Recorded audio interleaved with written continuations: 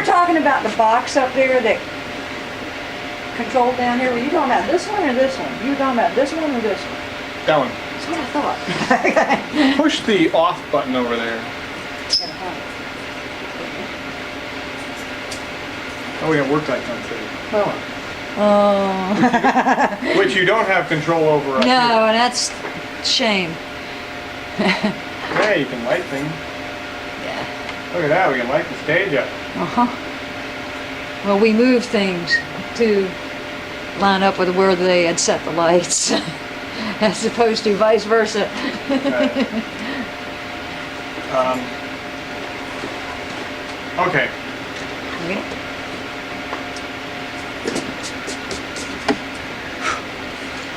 Let me just see something. Yep, that's what I thought. Helps take my hand away from the damn lens. That's your house lights. Just checking that what I thought was real was real. I think your house lights are 125 through 132 at... No? Yeah.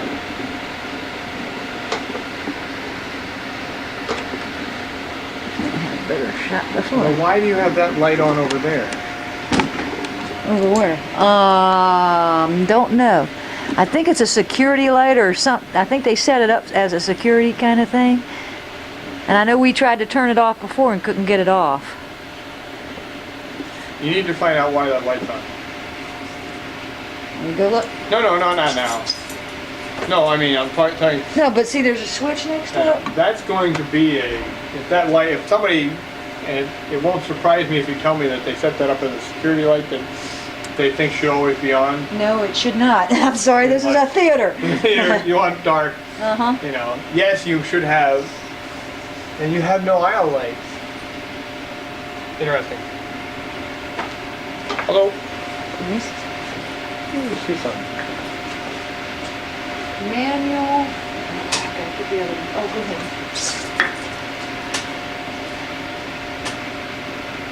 Oh, That's the ceiling. no, that's actually, this CC20 is, But it didn't do anything with that light over there. no, it doesn't, but if power goes off to your rack, emergency lights come on. Okay. So if you got a constant circuit module in there, which if that goes off, the emergency lights go on. That's a good thing. Okay. So this is your console. I'm not sure whether you have a 125 or a 250. We'll find out. You have a 250. Okay.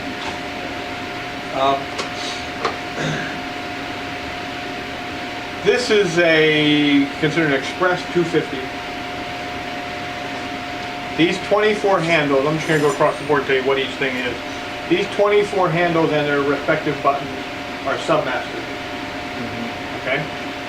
You have a blackout key, you have a grandmaster. Actually, the master can be several other things. If you take and just break out and look at these 5 buttons and these 2 handles, this is a fader playback for cues. Okay? You have 2 of them. You have the one that's labeled A, B, and the one that's labeled C, D. You can play cues back in either one.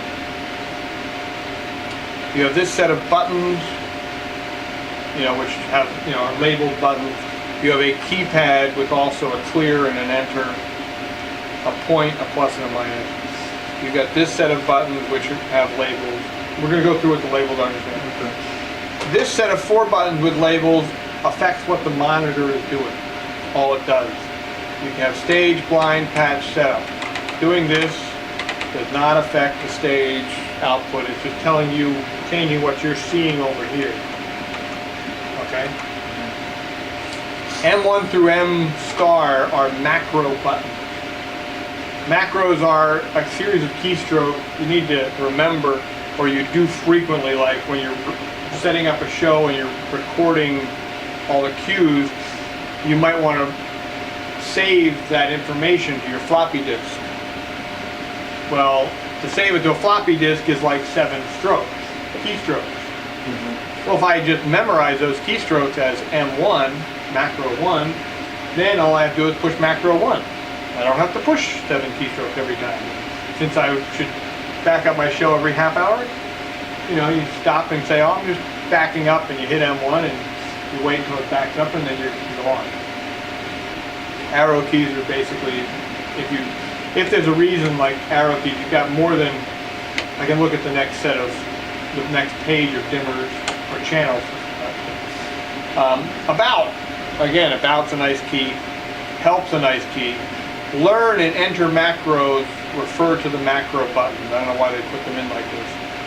But learn is how you start the process of recording a macro, and enter macro is how you end the process. The S keys. They couldn't get all the keys that they wanted to put on the console face, because then you'd be there. So they've got these little gray boxes. There's a 1 through 8. These are soft keys labeled 1 through 8. So like if you want to go to see more soft keys, you would press S7. And you see you've got more. So the buttons would go out, and these change based on what you're doing. So the soft keys are, you know, really nice. They're like function keys on a computer, your F keys. Your screen is broken up into, this tells you what the Grandmaster's doing, this tells you what sub-page you're on. And I said you have 24 submasters, right? Well, you actually have 240. You can only access 24 at a time. You have 10 pages of 24. Okay? So this tells you which page you're in. This tells you what your screen is. Well, I'm in stage mode. This tells you what time it is if it's been correctly set, which it isn't. This is your entry box. Keystrokes that enter here show up in there. Okay? And it is set up for whatever it's expecting you to do next. These represent your actual channel numbers. Okay, so if we bring up a channel, like I bring up this, you see that there's something coming up here. The values here can also change colors. So as we get into it, we'll show you what the colors are that you can do. We have 2 lights on there. Is that what that's saying? We have light number 3 and 15 at 83% right now. Yep. Okay. Almost. Okay. That's not quite correct, but it's almost correct. Okay. Channel 3 and channel 15 are coming up to 83%. And I'll explain why I'm saying that way. Down here in this red, this is prompt. This prompts you to do what you need to do next, depending upon what you're doing. This says it's expecting you to want to bring lights up, so it says select channel numbers. And whatever you select is going to go up here. This is your fader AB box, your fader CD, to tell you what you're doing, what's happening with them. Well, nothing's happening, so there's nothing there. This tells you more information about the cue, which is currently available to work with. And this is a box of a list of cues. Right now we obviously only have 1 cue, so there's not much we can do with them. But that's, you know, where it is. Hi. Excuse me a second.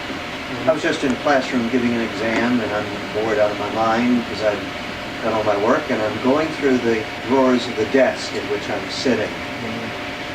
Okay. Found that. Thought you might enjoy it. Thanks, Tom. That's okay. So this is the cue, which is selected by the arrow. This would be a list of cues. We don't have many yet, so we'll get there. This is stage mode. Anything you do here is live. Okay? And, you know, what you see here is live. If I hit blind, now it looks sort of the same, right? Except here it says select cue number. I could get it to say select channel. Here, anything I do, with one caveat, does not affect the stage. The caveat being, if I work in the cue that is currently on stage, then it has a direct effect on stage. Okay? But typically, you're going to have more cues, and you say you think about something that you didn't, it's like, oh, we got to fix the Q5. Well, we're in Q2. So in Q5, I can fix things. I can, I need to bring up channel 5 in Q5 to 25%. I just didn't get around to doing it. We're in dress rehearsal. I'm working ahead. You can work in Q5 and it won't affect. They can still be rehearsing and the lights aren't going on and off and changing. The blind is a place you can work on things. It's also a place that you have to go to work on specific and very special things, which we may or may not get to. But the book tells you. I'm going to show you this manual, again, like the CEM manual. You need to figure out how to do something. The book will step you through how to do it. Patch. The reason I said we brought up channel 3 and channel 15 and not dimmer is because, again, we were up at those dimmer racks. I go over that. That's a dimmer rack. The dimmer is this physical thing.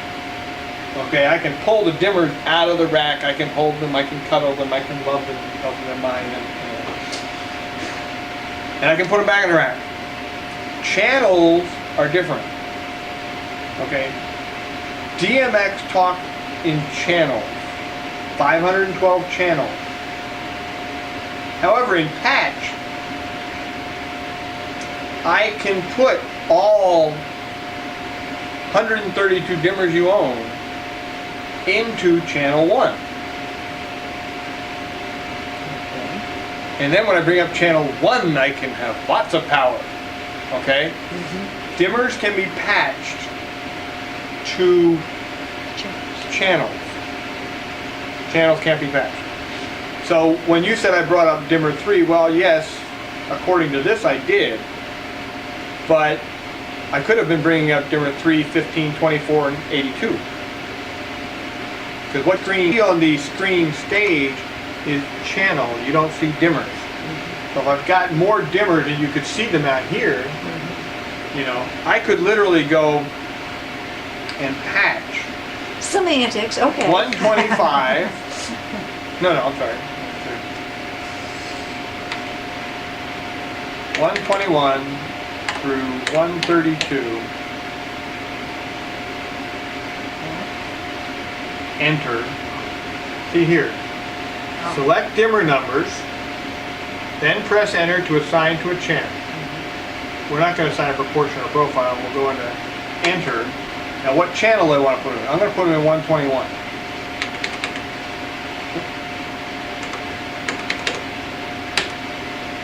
Okay, now you see we got all out there. Right? Select stage. Channel 121 at full. All the house lights came on now. I have just taken all the house lights and put them in channel 121. They were in 121 through 132. That's what patch can do. And I can go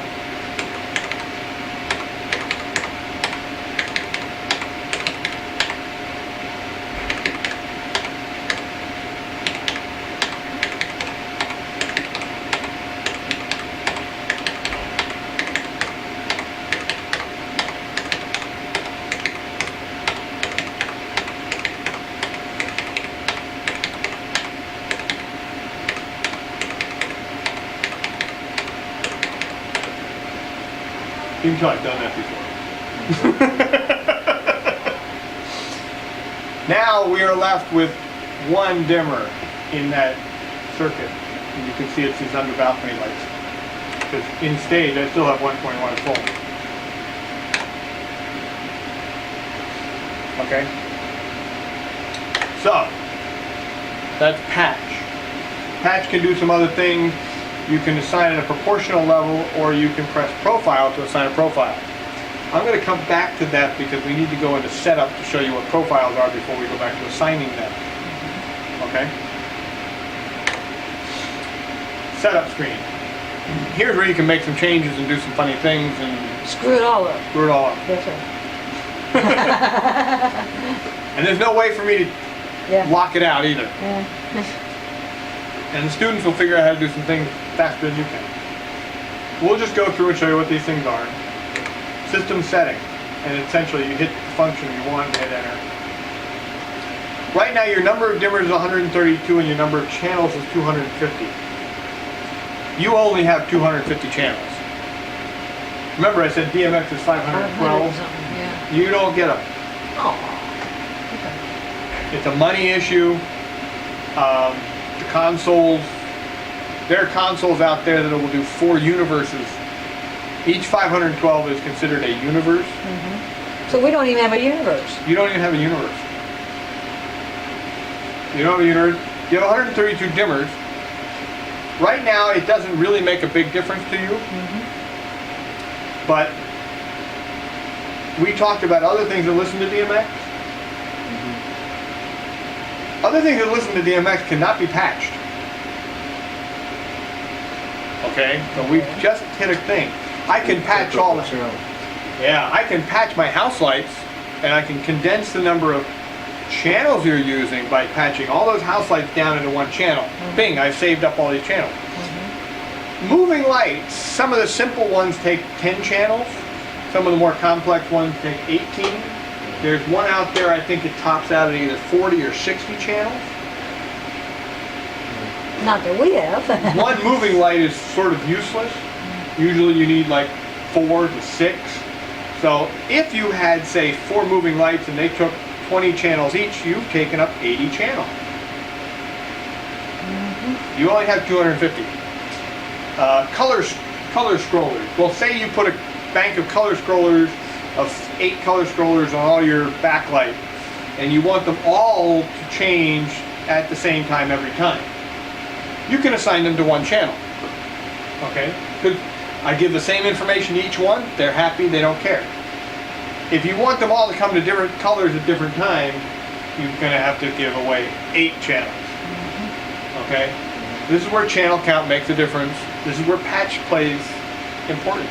If all 8 lights all come up at the same time all the time, I can patch them into 8 into one channel, all 8 dimmers into one channel, and we're happy. That's where your channel counts can come.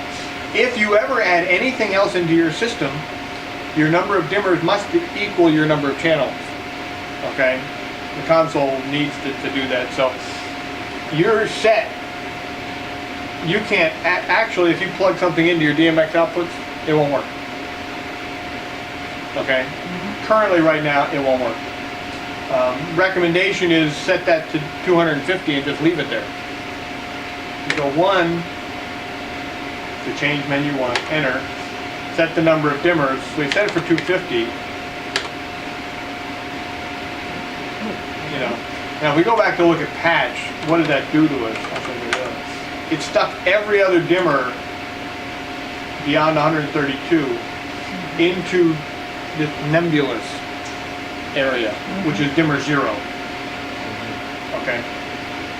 Not a bad thing because you're not going to use them right now. And so going from dimmer 130, and right now you're on a 1-to-1 patch. Dimmer to channels 1-to-1. When you get to 133, you've got nothing patched. No big deal. Doesn't make a difference. When you get to use something, you patch it to where you want it. Okay? So we go back to system settings. So that's number of dimmers, number of channels. Default fade time. When you record a cue, it's got to put something in there. Okay? It needs something for the fade time. You can change this. I've never found a reason to, but you can change it. And notice it gives you an uptime and a downtime. You can actually have split times, and we're going to talk about that later, but I don't see any reason not to change it. Number 4, however, default level. That is this button right here, level. When it says default level, it means the default for this button. I have never figured out why, and I actually go back to training class, a refresher course at the end of January. I'm going to ask somebody, why is that at full? Because I've already got a button right above it. This is full. This is full. So I usually change this personally to 50%. Now what does that default level 50? Do. Yeah, what's it do? Well, we're going to get to that, but essentially it will set a value of 50. It's an adjustable level. This is set. If I want to bring up a channel to full, I just, enter it and hit full. Yeah. And it goes right there. So why is the button right below it set for the same thing? So I always set it to like 50 because then I gives me at least 2. You can set it to 40, 25, whatever you want. I said 50, big deal. Default fader clear time. This button, when you hit this clear button on the fader pair, a cue is on stage, it is real bright. It's the end of the show look, right? Everything is on full. If I hit that clear button, you go to blackout in 0. Okay? That is something you'll just have to decide what you want, but just so you know, if you hit that button, the cue goes away. And if there's nothing else on, if you don't have any submaster or anything on, it goes bing. And you can go from really bright auditorium to really dark in just a heartbeat. Or less, actually. With a bunch of blind people. Yeah. And yeah, because their eyes won't adjust either. Yeah. Default sneak time. There was a soft key. Say you forget something and you look up on stage and there's something that should be on, you can sneak that in. And it's got a fade time default of 5 seconds. You can enable or disable the blackout key. You can make it so that kids can't push the blackout key and have everything go black. Flexi channel, I don't really like. It's not a bad thing. After you've written your show, you can go back and enable flexi channel, and any channels you're not using out of the 250 will go away from the screen. So your screen, remember that front screen which had all those numbers, and to get to all of them you had to push it down, it'll just go away. Unfortunately, what it does, instead of orienting it going 1 through, it orients it this way now. Your column, they go columns instead of rows. So it confuses me to look at it. But some people like it, some people don't.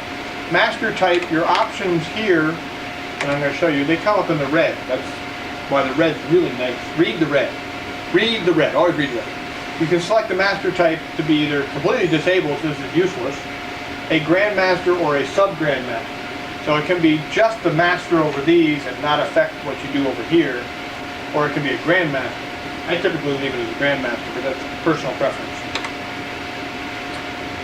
Set channels and submasters 1 to 1. I've never made use of it, but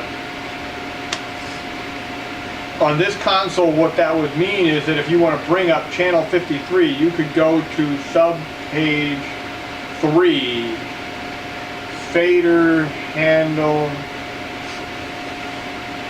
5, and you'd be bringing up channel 53. Confusing. Number of effects step channels. You have no built-in chases or effects. What this allows you to do is, if you're tight for memory, you can reduce the number of effect step channels that you can write into a chase, and any chases then are going to take up less memory. You can have essentially 250 channels in your effect. An effect is like you do a chase where it goes doom, doom, doom. That's all. 250 different channels can be done a lot of. This has no built-in chases. It's got an incredible engine to write them. You can do some really fancy things. We'll show you a quick one. Record lockout. This key is record. You could, after the show is recorded, and so somebody doesn't just bump it by accident during the run of the show, disable that, and that, it says disabled because the lockout is disabled. You enable the lockout and then this key doesn't go. Bump keys can be enabled or disabled. If you're not using the bump keys during the show and you get somebody bored, if I push the, now a lot of times I'll write a lightning cue in and then somebody can play the lightning. So it looks kind of fun, you get lightning effects by playing the keys, but that's a choice as to whether they're enabled or disabled. Let's really freak them out. Someone can, if someone just by accident leans on these while they're running the show, then you can get them down. Okay? Any questions on your system setting? Notice it's got down here very little. Purge flexi means it'll turn that off. And S8 is your return key. Output configuration. This is important. You have 2 ports. If you look on the back, they're labeled 1 through 512 and 513 through. You can change what starting value is. Since you only have 132 dimmers, you could start it at 133. Okay? Note that if you started it says 513, it's actually starting at 1. Well, each port is putting out 512 bits of information. Well, to them, they don't know that because on port 2 I'm spitting out 513.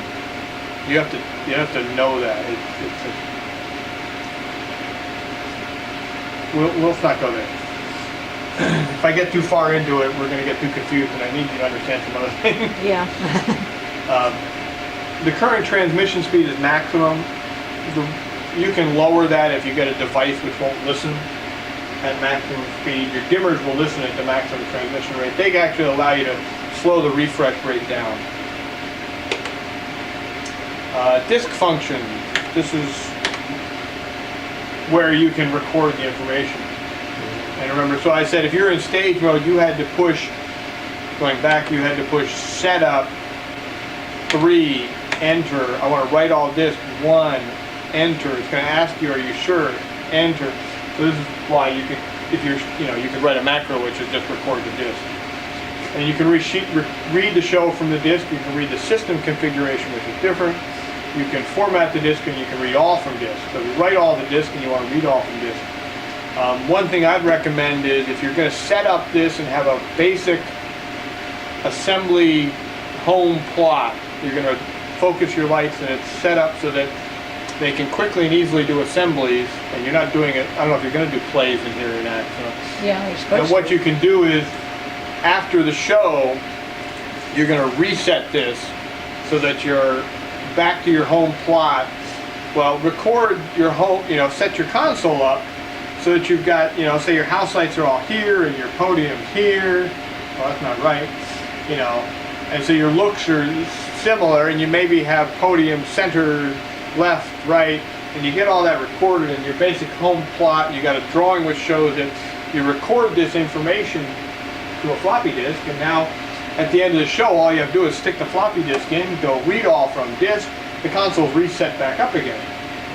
And you write down a slip of paper which shows you what your submasters are going to come up like, so you can put a piece of tape down and rewrite them down. That's a way to do it. Although one recommendation is do not save just that disk. Go take that disk and put it someplace on a hard disk. The floppy disks don't last. Because all you'd have to do is say, all right, just copy that file back to a floppy and then bring it in here and do that.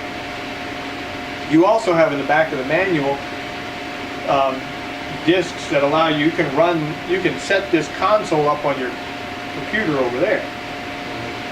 And it'll come up on the screen. There's an offline programming thing, and you can play with things over there and bring them in here and put the floppy in and load from floppy. And so you can, if you're working on a show but they're doing other stuff in here the week before, well, I laid out my plot and I'm going to patch it this way, and I'm going to put my color scrollers here, and I'm going to put my moving lights here.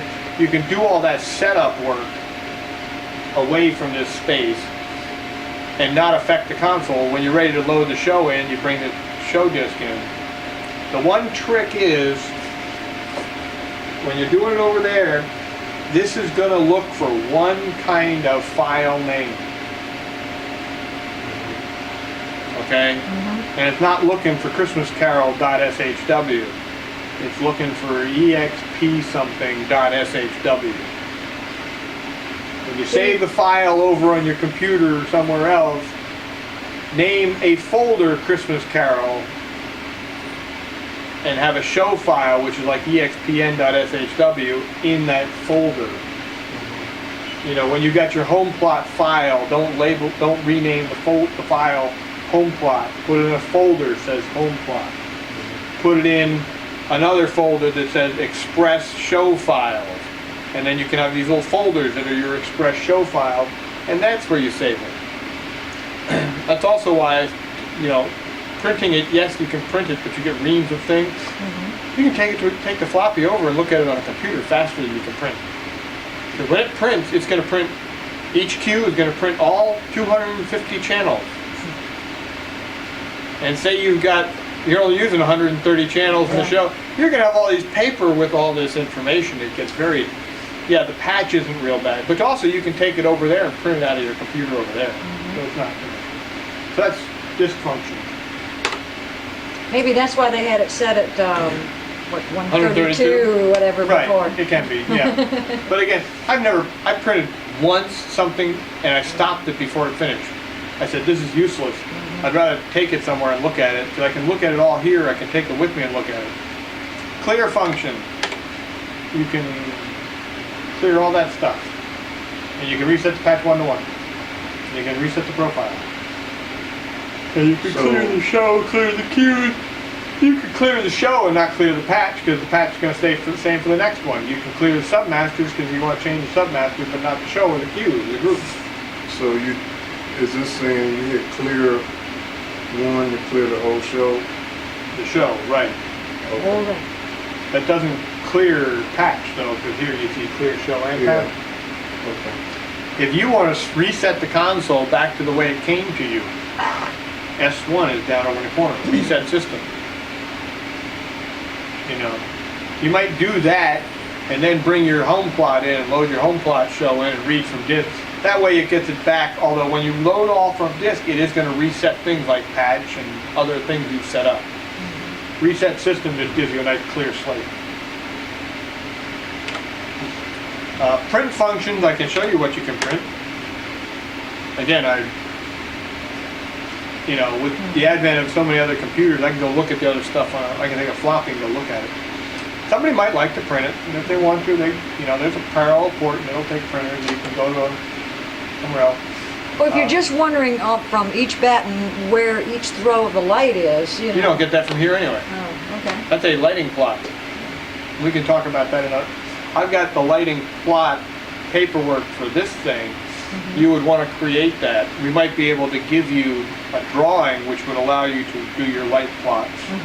Blank drawing of the space without any fixtures in it. You can draw fixtures in, or you can get software which allows you to do that. Option settings. These are other options that weren't in system settings. Now, where do you get that kind of software, though? We sell a simple program called SoftPlot, Okay. which is not too expensive and pretty easy to use, and will not only do your plot, but it also gives you paperwork which helps you do patching and things. Okay. MIDI. Anybody know what MIDI is? Fine. Keyboard, the signal Right. coming out. It will take inputs from that, but when Going I into go a computer. there. Yeah. Time code inputs. You know what time code is? SMPTE. It'll deal with SMPTE. We're not going to deal with that. ETC link should be ETC link should be enabled. Why he didn't do that, I don't know. We're going to enable ETC link. Maybe that's why that wasn't working. No. Oh, no. Okay. Power up macro. This is where the kids can really screw you up if they ever find this, because they can get a power up macro which will reset the whole console to something else. It's disabled right now. I'd preferably Leave it there. leave it there. Real-time program. If you really could guarantee for me that it would start at a precise time and the actors would hit their cues exactly on time, we could write the whole thing as a real-time program and it would run. Time, I mean, you could say at 7:30 and it would start at 7:30. We're not going to go there.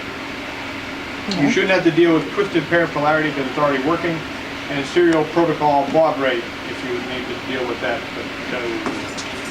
So anyway, mostly I enabled ETC link, and that's about all you need to worry about. The console, this software and all was designed for the expression version of console, and it's also used in, I have designed things where a playback version of this is being used to light up the bell tower at North Carolina State University, and it plays back on a real-time program. So there's a lot of stuff that the software will do that you have absolutely no reason to worry about. It's just there because you get it for free. They wrote one software package, and then assign it different, you know, like, we can actually talk to more channels than this console will, and an expression console has more knobs and buttons than this one does. So you're getting the less expensive console, but you're benefiting because you're getting the more you know, they were smart. They wrote one software package and you just don't get everything on your console, depending on how much money you want to pay. But you get lots of stuff, which is a lot of fun. Under that clock functions, can you set, you know, We're gonna get there. since that time isn't right? We're going down to number. Oh, okay. Macro editing, since we haven't written a macro, there's nothing to edit, but this is where you can actually go in and edit. If you knew the keystroke, you could put them in here instead of doing. The way they do macros normally is you hit learn, and then you do the keystroke, and then you hit enter macro, and it's there. Well, say you did a keystroke wrong, and instead of going back through the whole macro, which is 20 keystrokes, you can go into the editing function and just erase that one keystroke. Profiles.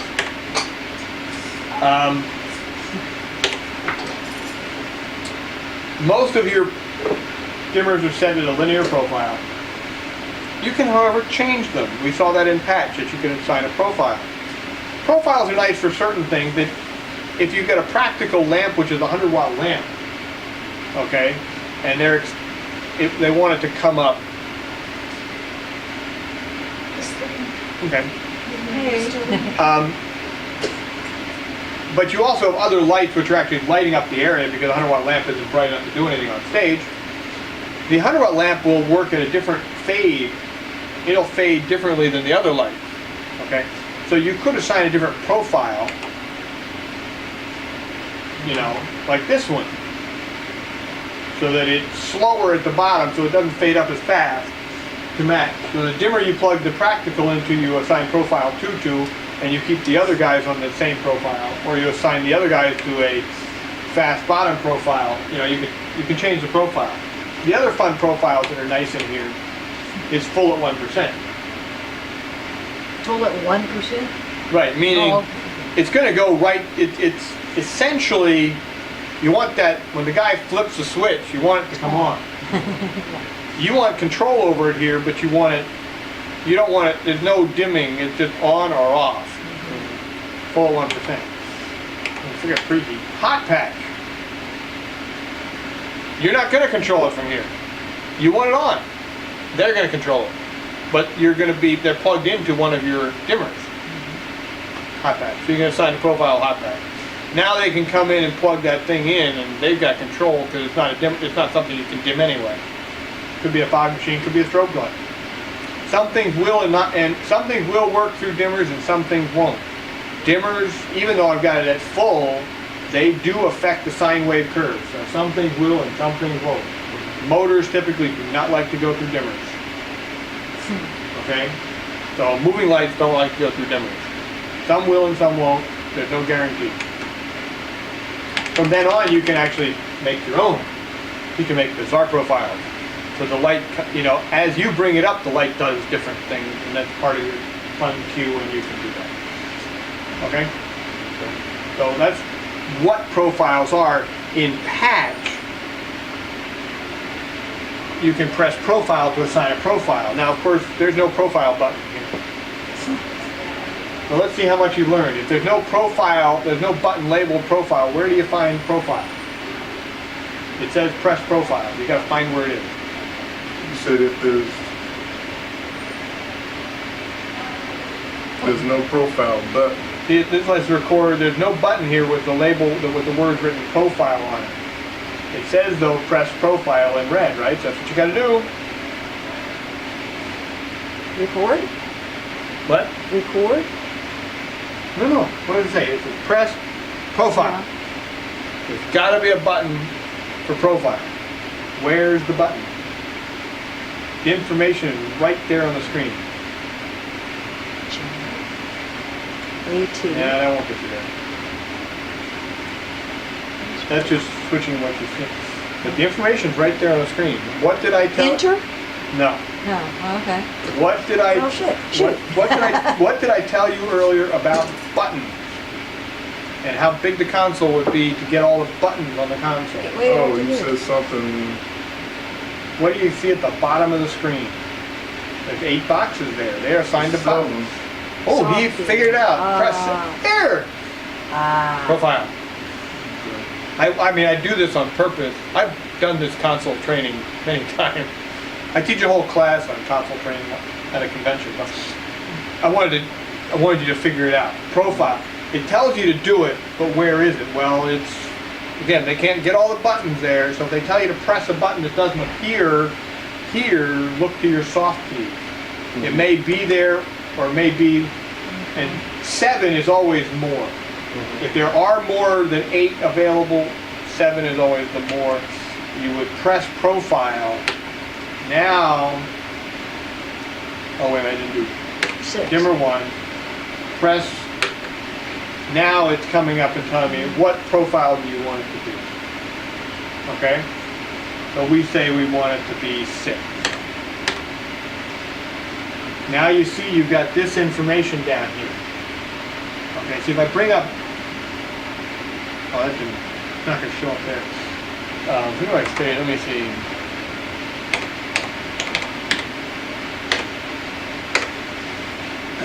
Here it tells me I've got channel 2 at 25. Here it's telling me, remember I could have all these dimmers out here, right? In this line below, that's why this line is here, you can have proportions will be on this side of the hash mark, profiles are on that side. Okay? See, I can't affect this. That's channel, not dimmer. I thought it would come up when I did this, but it's not.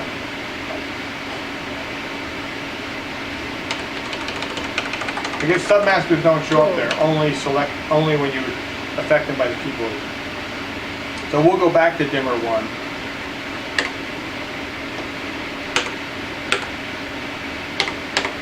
Because you don't really want that. Okay, that's profile. Channel attributes.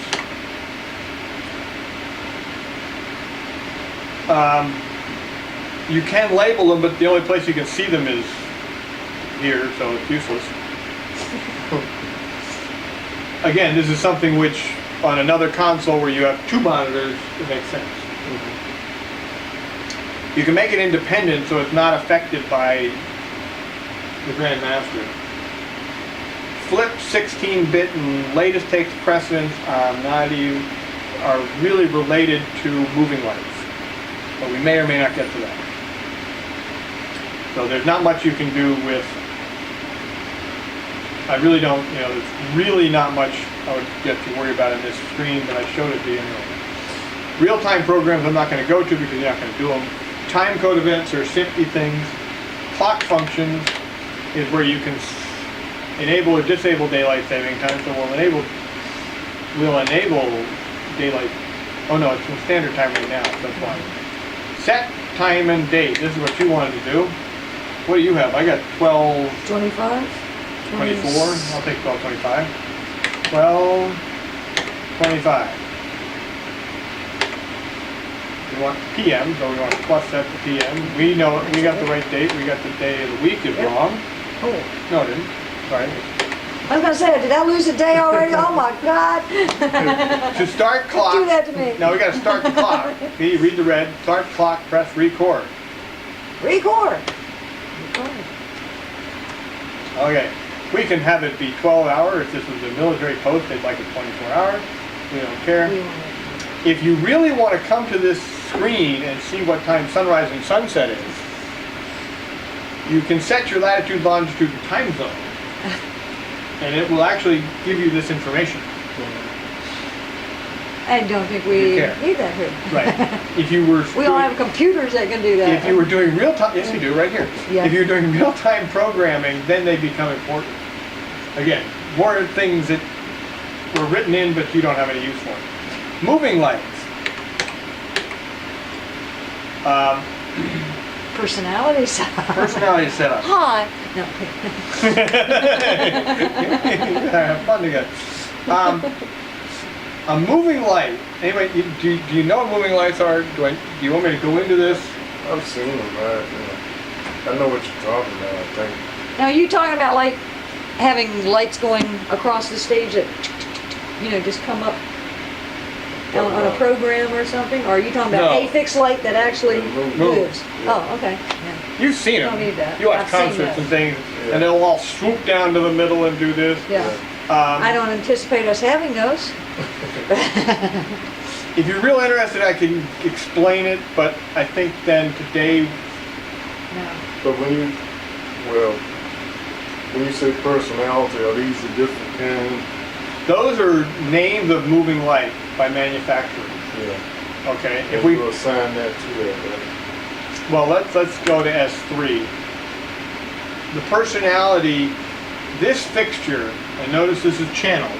Yeah. And the channel order is when you assign it a DMX value, the first channel, say you assigned it to channel 1, then when you bring up channel 1, you're going to affect its pan. Okay? If you assigned it to channel 50, because it's going to, which is what you do, DMX addressing, your racks are addressed, so therefore you're going to have to start. If you assign it to channel 1, you'd bring up dimmer 1 and your and your moving light, you know. But if you assigned it to channel, 133, then 133 would bring up pan. This would just become 133, 132, 133. But the manufacturer gives it to you as if it's 1. And this thing takes up 20 channels, I'll be right back. okay? And the personality is, all right, what channel is doing what? You got to know this information, or you can't control it, or you're going, you'll be going, how do I, pan and tilt. The 16-bit part is that a DMX value is an 8-bit amount of information. Well, pan and tilt, they found out, well, the motors will deal with 16 bits and we can get better control. So we'll make it a 16-bit data type and give it take 2 channels. I don't know if you've dealt with that yet or not in computers and all that. But, well, I know I don't really want to get into it because I don't know if we'll ever do it. So how do you control it to move? I mean, you say You give, pan on channel 1, how do you tell it you tell the that you just value. want it to go a certain distance? Well, they start out in a home position. Yeah, Okay, they have to know where they are. yeah, When you turn the fixture on, the first thing it does is it goes through a series of tests, and it sends itself all the way one direction in pan and all the way the other direction in pan, and says, all right, I know where I am, and I'm going back to home now, a set place. And so from now on, when you tell me something, that information is going to make me go, so you tell me a value, and I'll go to that value. You record that information in a queue, and when you run the queue, it's going to make it, okay, you're sending a bit of information. okay. But it's already on, what I'm saying, because you were saying it has to, Oh, well, a moving It's a- light is an intelligent, they use the word intelligent light. It's intelligent in the fact that it has, when you come in to run your show, the first thing you're going to do is you're going to turn the power on to all the moving lights. They don't run through dimmers. They are powered through a separate, they just get power. okay, And the light, there's no light coming out because it's got a gate, so it's got a shutter that closes, because they're usually arc lights anyway. well, okay. And so they're turned off, and the pan is you'll find them all in a home position. And then then you start talking to it from the console, and now you can make it do all sorts of fun things. Okay. You can change the colors, you can put the gobo in, you can focus the gobo, your pans and tilts, and you can control. What it changes is, instead of sending somebody up to focus the light, no, I can sit here and I can once I hang them, plug them into the power and the DMX, and I've addressed them. I've told them where I want them to be, and I've told the console where they want to be. So now I know that CyberLight 1 is in this set of channels, and CyberLight 2 is in this set of channels. I can come back here and I can talk to them. And I can sit back here and I can program my whole show. If all I had is moving lights, I could do all the focusing right from here. Everything right from here. You know, whereas here, you're going to send somebody up and they're going to focus the light. It won't move. Yeah. Or you hope they don't move. You hope they use the wrench and they lock it down. And it doesn't move. And the color that's in it doesn't change. All you can do is change its value on the dimmer from here. I mean, you can do a lot. But moving lights allow you to do a lot more. Now you're spending $3,000 up to $12,000-$15,000 for a fixture. Yeah. But a fixture can do a lot more stuff. So the personality is really what is where is the attribute on what channel. Okay, and then fixture patch is where you don't patch moving lights in this patch button. You have to come to this and patch them because it's a little different. And attribute setup is even more. I won't even go there.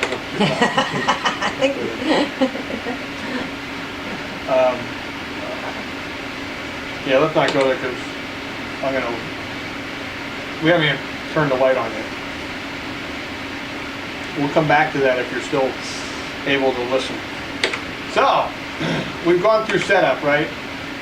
Now the console is set up how we want to use it. Okay? So now we need to figure out how to use it, right? Notice that these little green lights, these are lit. And if I bring up this, I bring up something, right? So somebody's played with this already. Yeah.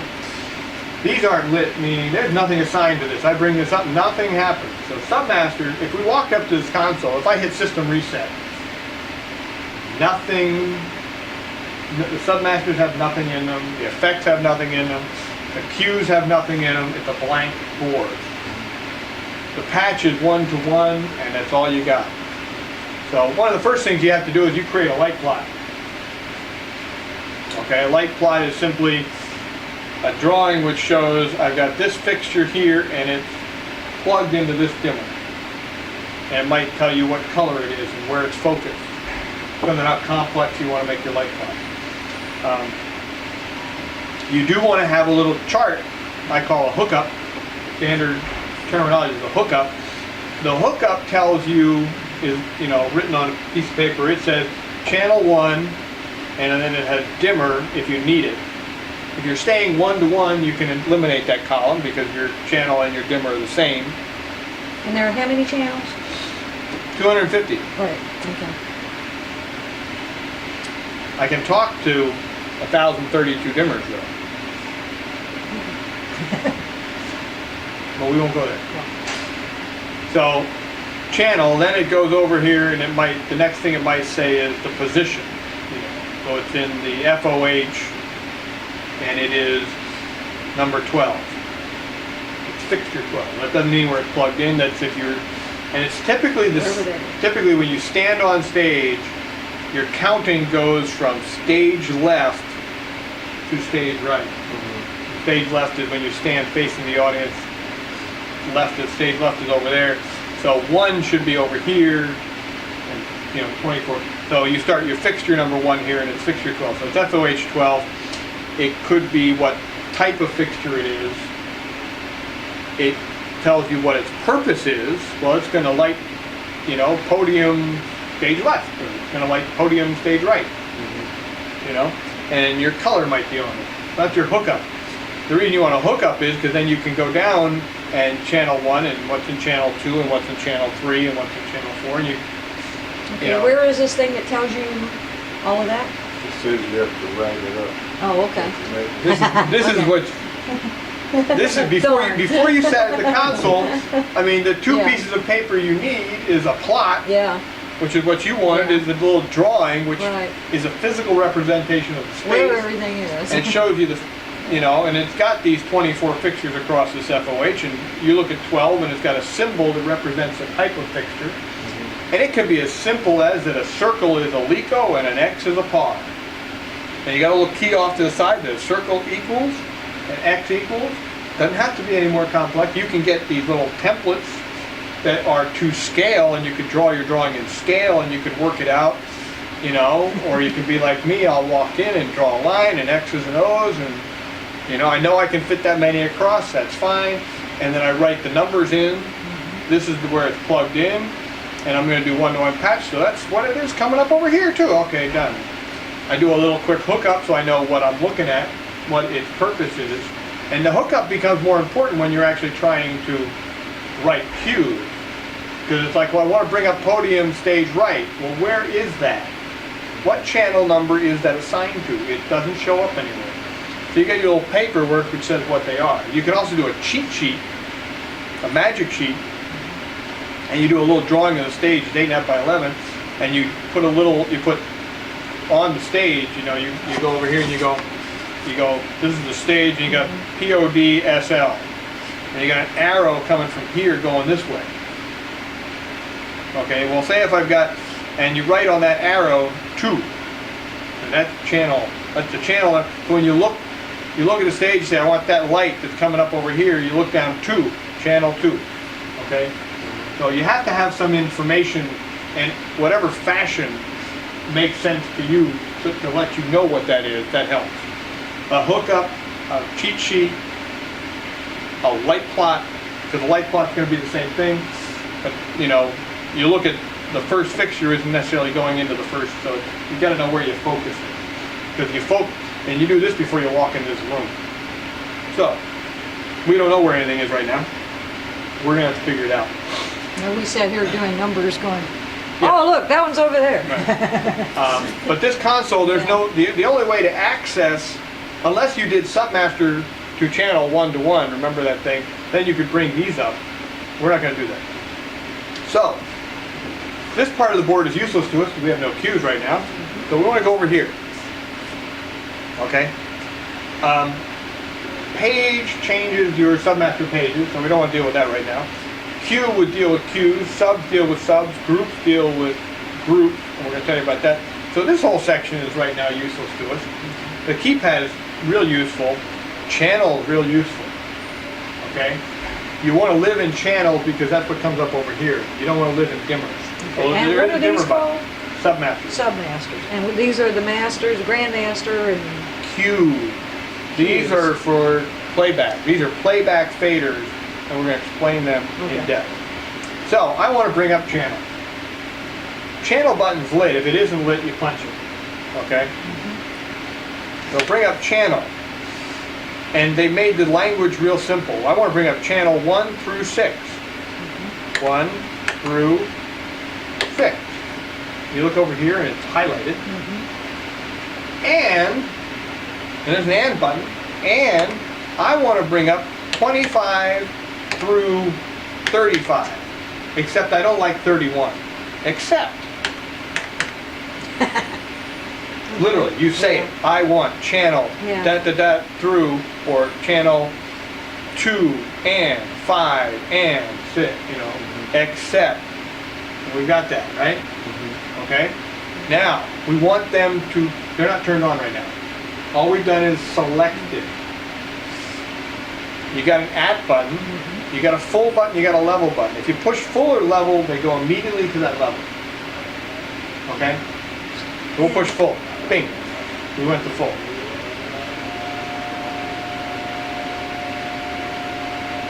Did that one come on? That's weird. was that what came on? That fan came on. Same thing I'm talking about.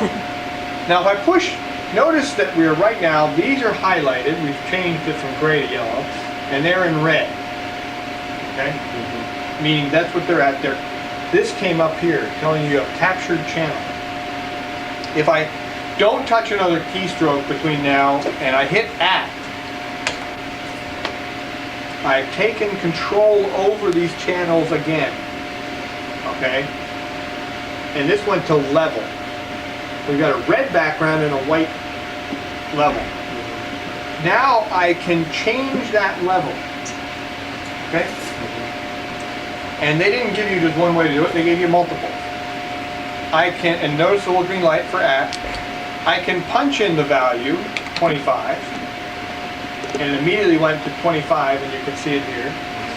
And I gotta hit add again if I want to do any more, because right now it's expecting channels. See, it says select channel number. If I hit add again, I can use the plus and minus key.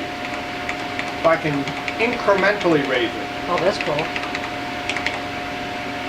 Now I bet you've That's been wondering neat. what this is over here, and I haven't mentioned it. Spare. No, this is a touchpad. Ooh. This big part is your touchpad. This selects the sensitivity of the touchpad. Okay? This feels smooth and this feels rough.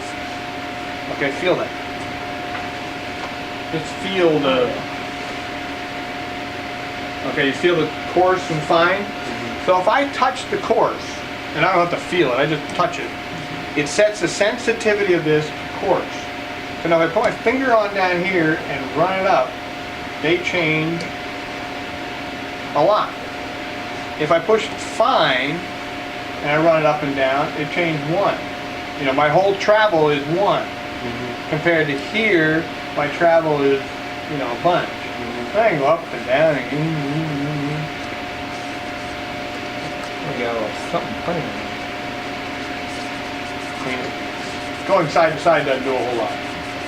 Diagonal does, but it's only still up and down. If you had a moving light patched in, just so you know, pan and tilt immediately defaults to this. And you go like this, you get the pan and tilt, you go. So you have this option, okay? Now, what did you hit to activate that?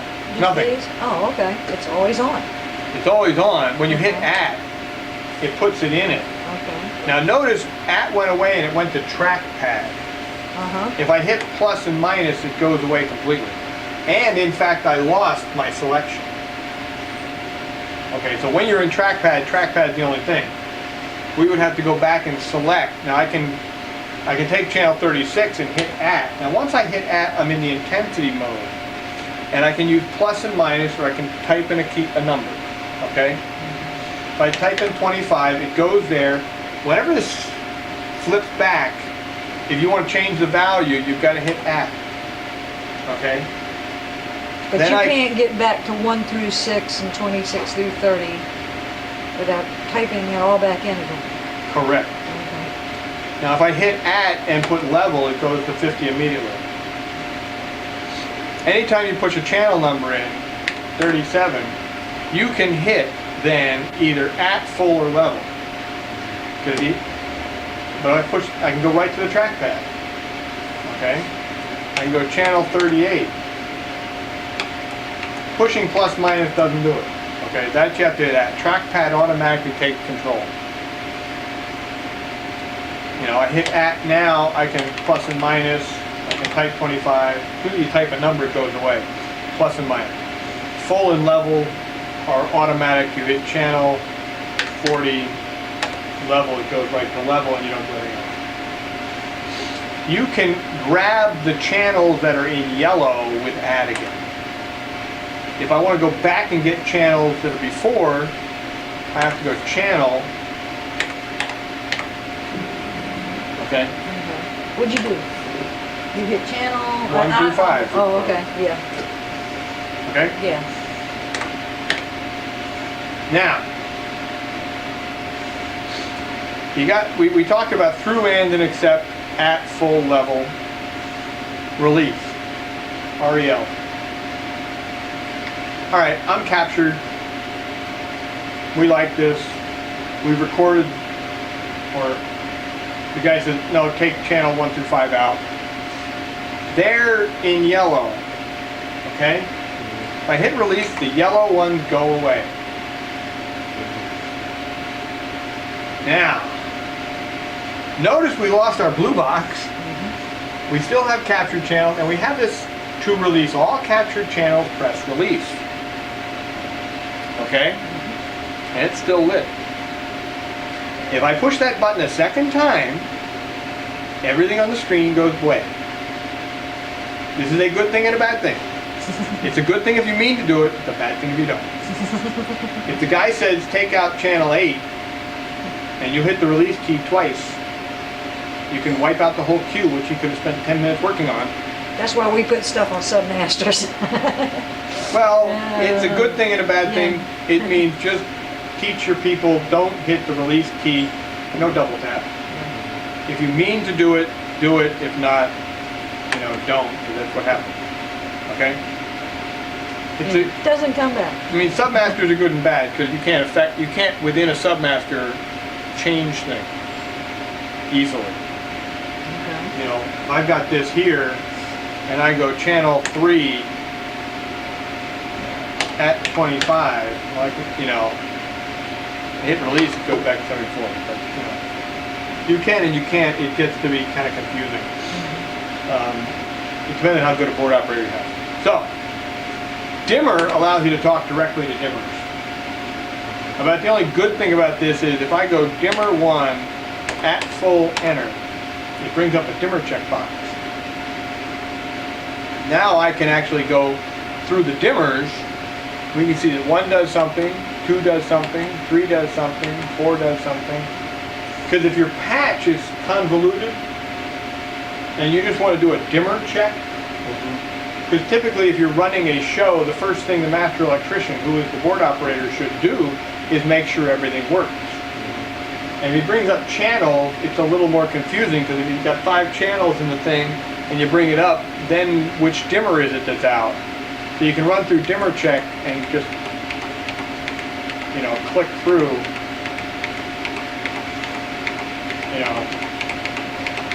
We don't have anything up there, and now we're getting stuff on stage. Interesting. Focus job. That one looked like it was aimed Those are on at the third electric. Those are balcony. backlights, sort of. I'm not seeing your sight lights right now. There's a sight light. Your 70s. sight lights need to be focused because they're too high.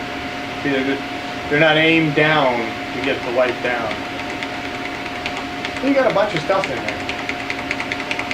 You have nothing in the side pocket, so we're done. And you just, to press clear to cancel dimmer check. That's what dimmer is. Okay? Any questions about how to turn on a dimmer? I mean a channel. Sorry. How to bring a light up? How to bring one up. Yeah. You want to Sure. bring up a light. How do you bring up a light? You move in here and bring up some lights. I'm going to bring up 1.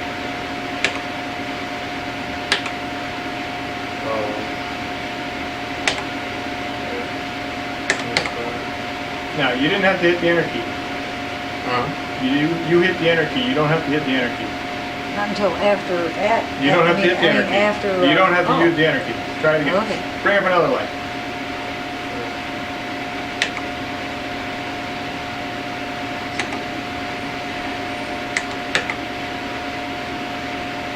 But nothing Okay. coming up. Oh yeah, he did.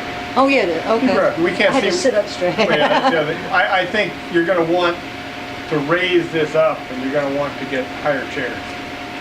But that's not. Now change the value of channel 1. Make that 50. Channel 1. Mm-hmm. Channel. It's on. No, 1. Channel 1. You don't have it selected yet. You got to at least type 1. There you go. No, You lost you it. were. You had channel 1. Channel 1 at 50.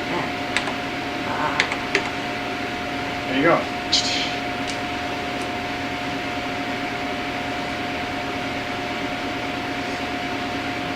Have we confused you? A little bit. All right. Well, See, we so were looking at channel- those as separate lights. This is channel 1. Yeah. And that's what you do. Yeah. Okay. Well, you can look at them as separate lights. You're right. They can be. But they can't. They also can be other things. It all depends on how you set your system up. And I don't know how you're gonna. Like I said, you might want to condense things. You might want to put all your house lights on one dimmer. I don't know. Or one handle. Because also the other thing is you could record all your house lights into a submaster. Okay? So essentially you bring up channels. I mean, the objective is, there is no, if you want to do anything with anything, the first thing you have to do is bring them up. Okay? That's the first thing you got to do. So we've got channel 1 and 2. Let's add, So let me ask a dumb question. What's the difference between channel, dimmer, and light? No, it doesn't light his own. well, a light, I mean, that's a fixture, that's a physical Right. thing. So what's the channel? The channel is the electronic. The electronic version. Right. Okay. The fixture and the connector strip, the fixture plugs in the connector strip, which is hardwired back to a dimmer. A hard physical thing. So when you go channel 1 is, and he comes up with 001 there, is that light 1 to us? No, yes. Right now, it is. Okay. Or do you put a bunch of lights under channel 1? Well, the channels talk to dimmers Okay. or other things that listen to DMX. Yeah. So the reason I can't say exactly, the reason I have trouble is you have to hit this button, patch, to determine whether channel 1 is bringing up Several lights or not? several lights or no. Okay, okay. And then the other thing is, remember you've got 20 amp outlet up there. Well, there are things called twofers. I can plug one male in and it's got 2 female connectors on it, and I can have 2 lights plugged into it, and I can have one light on this end and have a 25-foot cable and have another light at the other end of the pipe, and I can bring up 2 lights Yeah. with channel 1 on dimmer 1. But I could also have channel 1 have dimmer 1, 5, and 23. Okay. Without Okay. having your hookup. Okay. That's why I say the hookup becomes important, because what you do is the first, column 1 is channel number. So you look at channel 1 and it tells you what is it doing. Without that, yes, I personally can come in here and in a short while program your console without a problem. But Because you're used to all the configurations and I will, well, what I'll do is go through a dimmer check, find out what is coming up on dimmer 1. Yeah. I'll go through your patch and see what your patch is doing, and then I can program. But then again, all I do for a living is lighting Right. and project management. We do umpteen 11 million things over here. Right, well, I'm trying to break it down simply. Right, right. So, the first thing you got to do is come up and put, you're going to program a show. Well, before you can do anything, you got to get the lights to come on. Okay? Because we can do 3 different things with these lights. Okay? So, we brought up these channels. This is what we've got, right? Okay, now, what do I want to do with them? Because I certainly don't want to run my show this way, having to bring up channels individually. So you got this record button. When you hit record, you can record a cue. And it defaults to that because it thinks that's really what you want to do. But you have sub and group. Okay? So let's tell you what because cue puts it into is a recorded snapshot of what you're doing, and you play back cues on your fader pair, and that's a show. You're going to run a show, so you're going to have a series of cues, and somebody's going to come back and all they're going to do is hit the go button. And the cue will play back, and then the next cue will be loaded, and that'll play back, and the next cue will be loaded, and so from scene to scene to scene to scene, or within a scene you've got all these cues happening, right? That's not the way you're necessarily going to use this one. Okay? You might be simply having the choir perform. Okay? So you've got the house lights, you've got the choir lighting, you're going to have the choir lit. You got the conductor, or the God light, he's got to be lit special, or she. And then let's say you're going to play with the sight. So you got a red, blue, and green colors in the sight, and you're going to want to control them. Well, I could put all that over here. I could put, the house lights here. I could put the psych lights here. I could put the choir lighting, and I could put the God light. I could even put choir backlight and choir front light in the God light. And that's all I need, and I can run the show right from the submasters, because there's no real, if there are any cues, it could be simply, well, we want the red cyc, and then the next, we want a blue cyc, and then the next one, you know, but the choir doesn't change, and what's the use of writing a whole bunch of cues and hitting the go button when I can do it off submasters, right? So that's what submasters are for.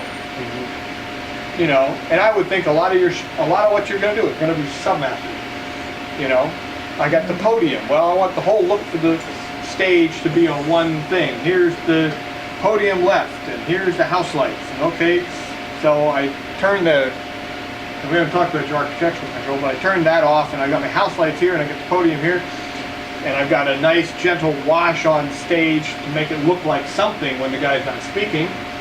And so when, you know, before the audience comes in, I turn the house lights up, I turn the gentle wash on stage, maybe I give it a little blue sight, guy comes out to speak, I turn up the podium.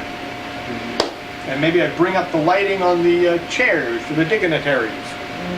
Okay? How do you do that? Well, you had to do some work before they came in. You went and brought up channels. You set that. I want the blue sight. So you brought all the sight lights up that affected blue, and you hit record. And then you hit sub. Okay? Now, it's flashing you a warning sign that's sub 1, which it defaults to. When you hit Q sub or group, it's going to default to 1 because, you know, it's got to go somewhere. So you're going to record these channels. This is our look. We like this look. It's channel 1 and 2. So we're going to record it onto a submaster. You have a couple choices. The red tells you what their choices are. To record submaster, you can press the bump button or select the number and press enter. Okay? So press a bump button. Any bump button. Pick a button. Bingo. We've gone out of record. Now, the lights are still on. This light came on. This is at 0, which means I'm not telling it to turn on from the submaster. The lights are on. What? Now I've done my thing. I've recorded my submaster. I'm going to go home for the night because I did it first. Oh, it didn't come up. Didn't come up. Well, they are up. Oh, okay. Okay. Whoops. They're up. I'm ready to. Well, actually, now I want to go on and record the next submaster, and these channels aren't in it. Right? You've got red telling you something here. Select channel numbers. Oh, What else do you see up there in red? 50 and 39. Captured Oh. channels. Remember, we still have these as captured channels. We can't do anything with this if they're still captured. So what do you have to do to get rid of captured channels? How do I get rid of them? You hit,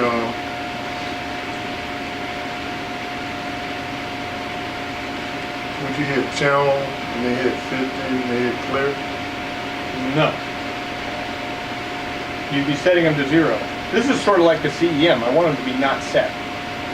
I want, this is where this key, the release key, this is why it's a very powerful key.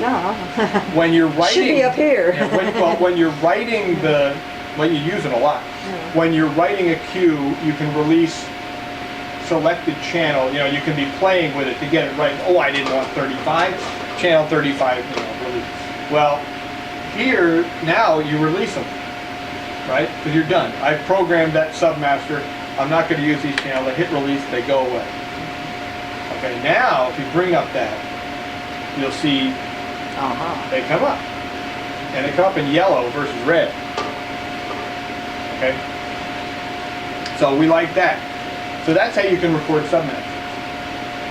Okay? And submasters will be very powerful for you guys because you really want it. I mean, one that would be really powerful is 121 through 132. Full. Record. Submaster. Still have to release them. House went black. There's my house lights. You know. Which we didn't have before on here. Right. Okay. And none of us could figure out where they were. See, I walked What in did and... we do? What did we do last time? Oh, we kept hitting this over here. That's Right, you can do that. Yeah. Okay, so that's what you do with submasters. It's pretty straightforward.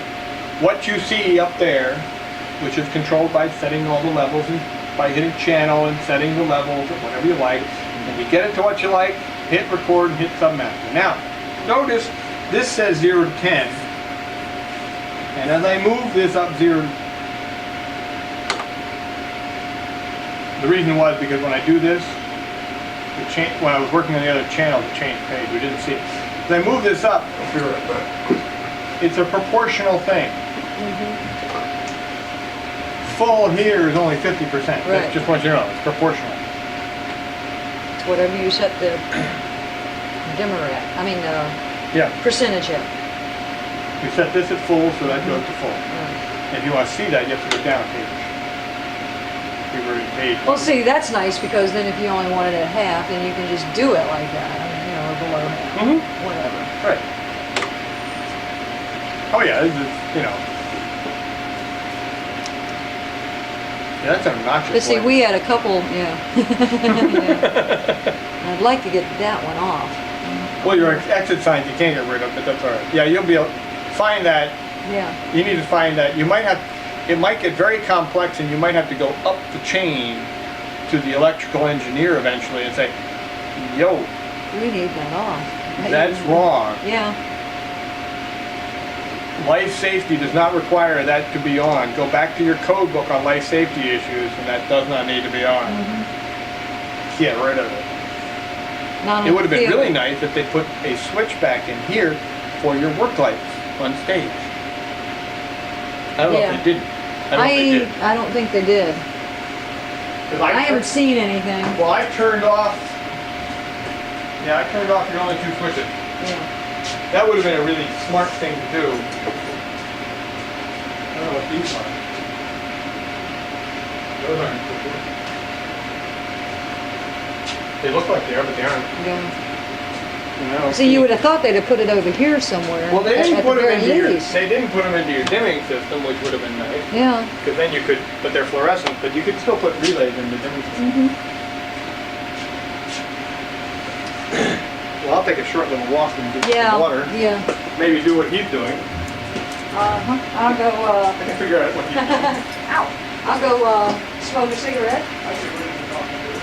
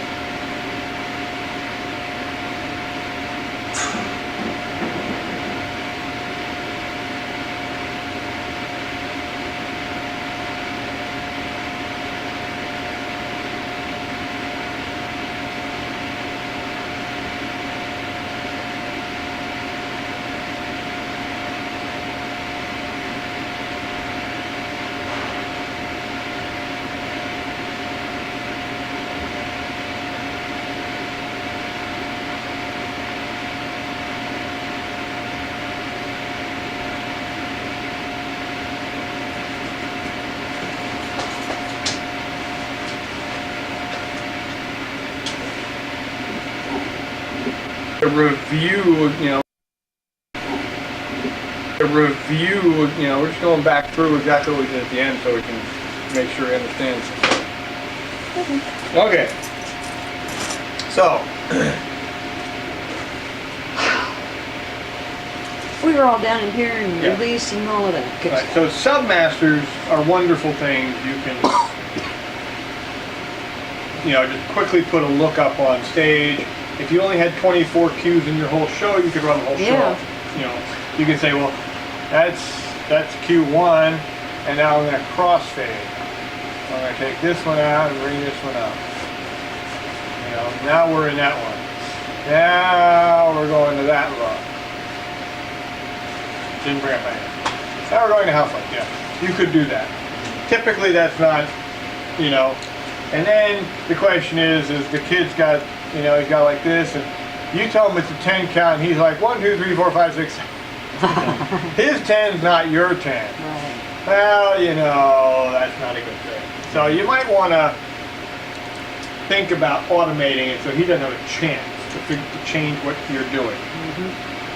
So you want to record cues, okay? Onto your submaster. No, cues. Oh, no, just cues. Okay. Submasters are looks. Okay. Okay. Actually, before we go to cues, we're going to talk about group. One thing about submasters is you notice that this is at full. That's only at 50, right? Okay. So it's a proportional thing. Yeah. When you are trying to bring things up with channel, and say you've got your backlights on the third electric, and you've got these fixtures up there, and they're not numerically sequenced, and there's 4 numbers, and every time you have to bring up those backlights, you have to punch in the channel, and there's always 2 numbers, so you got 8 plus 3, you have 12 keystrokes. Gets a little boring, gets a little tiresome after time. They came up with the group key. You can sit there, and this is again something you do. I mean, you can do it anytime you want, but this is something you might do prior to programming. Is you sit there and say, I've got all these backlights, and typically I'm going to use them all the time, or front lights, or whatever you want to call it. So you can sit there, and we can. Let me just see something here. It was 1 through 24. And then it's going to be. Let's try something for you.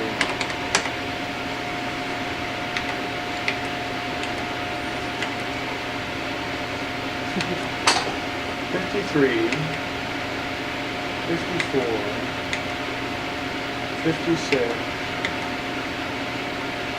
and 58. So we're going to say 53 and 54 and 56 and 50. Oops.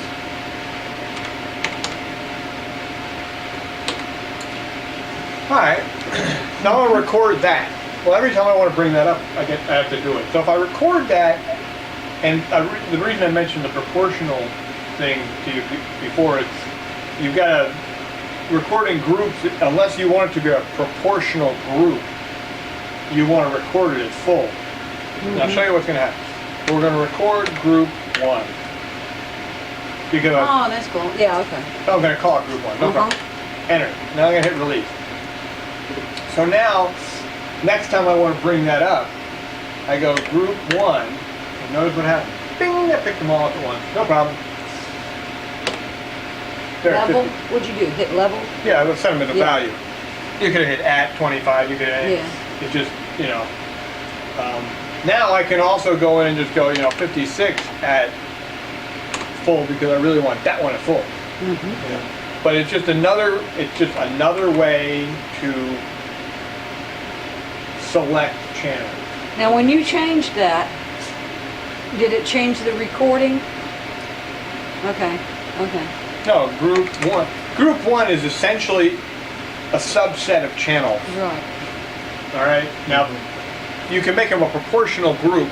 No, what I meant was that one that you changed, did it go, It was only I changed the level that it was set at, not right. the fact that it was part of the so it'll group. come up at that level the next time that Nope. you bring it up as a group? No, it won't. Okay.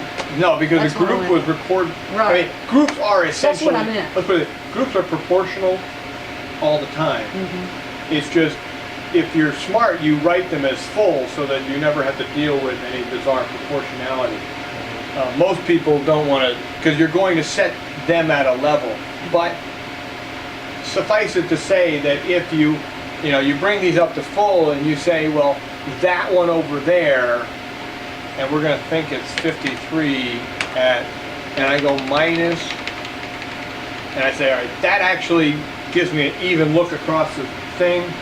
So I could say record group 2, right? Ah, okay. Now, Now we come up with when oh, I do group 2, at full, it's always going to come up at 86. Okay, that's, okay. And what I've done is I've said I'm balanced these so that they all look the same every time up and down. But you might not want to do that. You might always want them to come up at full. But anyway, what it is, it's a way to get subsets. So it's a way to get around keystrokes. Groups is a way to get around keystrokes. And I mean, when you get into a large thing, you can sit there and say, I want to bring up the podium. And that's going to take out 2 lights from the front and 2 lights from the first electric and a light from the third electric. And that's my group. Well, that's all these keystrokes. And I have to remember them all the time. Whereas if I remember that group 1 is the podium, you know. So that's what groups are. Subsets of what you want.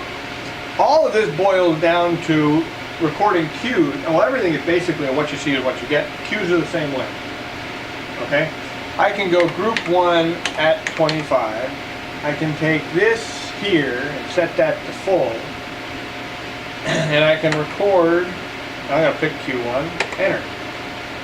Okay? Now, when did you put it into the subset, or was that something we did earlier? That was something we did that earlier. Yeah, okay. All right, now I have recorded Q1, and it's got some submasters and something. You know, to get rid of it all, if I hit release, I don't get rid of it all. But what I've done is I said, I'm taking whatever's on the screen and puts it into Q1. Okay, whatever you can see with your eyes out there is on, went into Q1, whether it's a portion of submasters. A lot of times what I'll do in writing a show is I will record my general color washes, like, you know, in lighting design, you're typically lighting from the front at 45-degree angle. Gives you better light to have 2 lights. 1 light straight on somebody looks worse than 2 lights at 45. But so you got front light. Well, you might have your front warms and your front cools, and then you might have your side warms and side cools, and your backs and your high sides, your mid sides.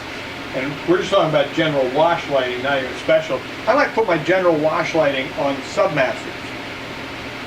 And in order so that they don't get played with, because when the board turns on, it goes up to subpage 1. I might go to like subpage 4 and have my wash work, you know, my wash lights on there so that I can create my cues. And I'll create some groups and I'll have a list of specials where they are. And so I can create my looks just by playing with something and record them as cues.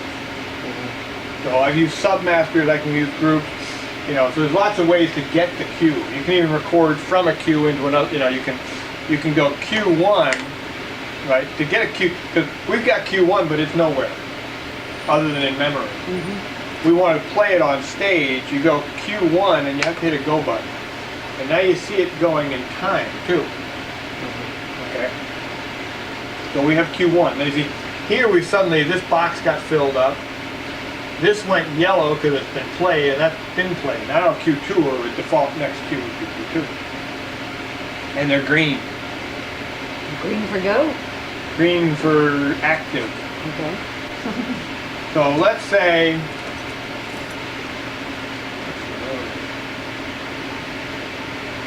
a little bright. So let's say I want channel 1 and 2 at 0, 0. We're going to take that out, we're going to bring that up. Okay? So I have brought this up, I've got this stuff still here. I've taken them out and I record 2, enter. I hit release here, they came back on because they weren't really gone. I turned that out, now I'm still in Q1. So what I've done is I built the Q. I built Q2 off of what Q1 is, but Q1 is still the only thing actively playing on stage. Because it's Q1 right here. I got Q2 here. If I hit go, the arrow is still to Q1, right? So it's going to play Q1. Well, obviously it didn't change anything because Q1 was already changed. Interesting enough, these went purple because nothing changed. Oh, okay. That's why they go purple. But something happened, but you Right. did something, but yeah, right. And I have. Now if I hit the button again, Q2 is going to play because that's next in line, and now we're going to get a crossfade.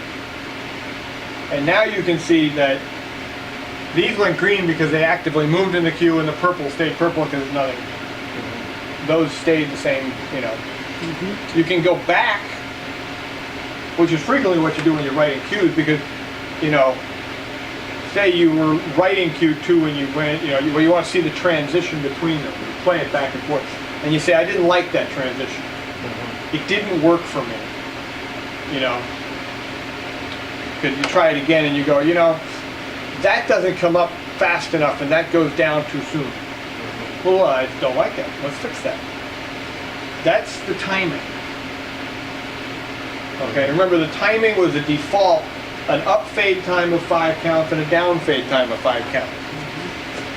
And the computer recognizes things that are changing in a positive direction and things that are changing in a negative direction. And allows you to change the timing for things going up different than things going down. Because you're crossfading, you want that. So if I hit the time button, and we're in Q2, that's the queue we're working on, up fade time of 5. Well, that's fine because I like the speed it went up. I just wanted it to come up different in relation to that guy. So we'll take that and we'll say, all right, let's make it 3. We want it to go faster.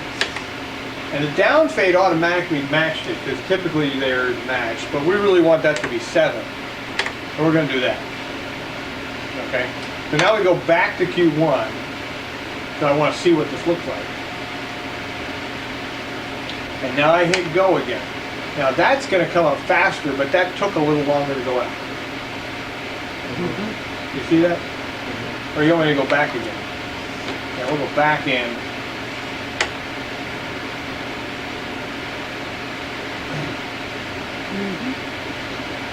And now you could have done 0.1 second.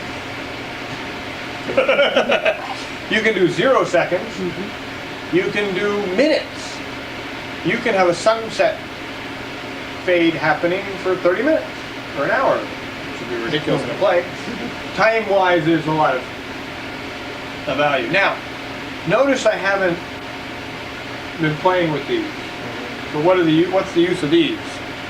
They'll pull everything down that you got up. No. No? These are not submasters. These do not affect the value of the light on stage. These affect the timing of the queue. Ah. Okay? When they are at full, the queue runs as programmed. When they are out, no, look on the screen. What happened? It went manual, manual.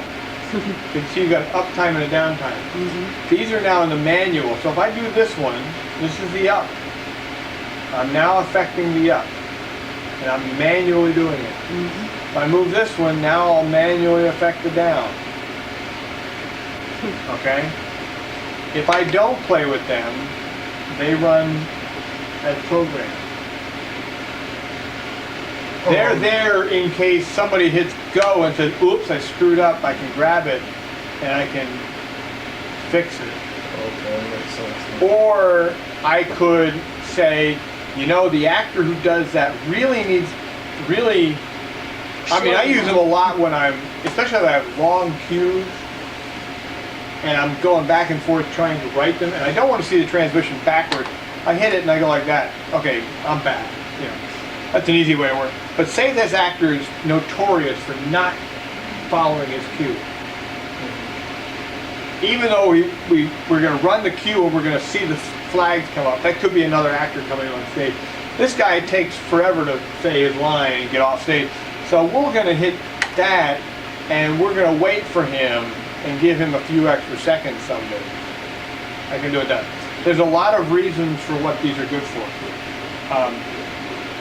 What I need to do, before we do that, I want to show you something about this. I need to write something else. Okay, this one.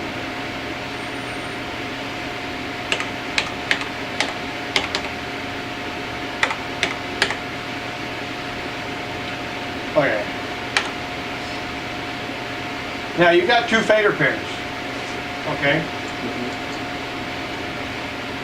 If you're running sequentially, you only need to use one fader pair. And you should only ever use one fader pair if you're running completely sequentially. It's there because you can do some really nice things, like I said, sunsets and sunrises. If I had a ground row in the site above and I was running a cue that cross-faded just those fixtures, I could put that on the other fader pair. And I could continue to run other cues downstage of that as long as I didn't change those values. You can literally have one thing running over here and one thing running over here. And this cue is taking 10 minutes, say. And I got 5 other cues that happen in between. So you can have 2 things running at once. The problem comes in as you're running sequentially is that you hit this go button and then you're not awake and the stage manager calls out go and you hit the other go button. So let's see what happens. We hit go and we make this change into this, right? Now, the next thing is the chairs are all going to come on and that thing's going to go off, right? But they make a mistake and they hit this go button. Okay? Well, the chairs came up, but the flag stayed on.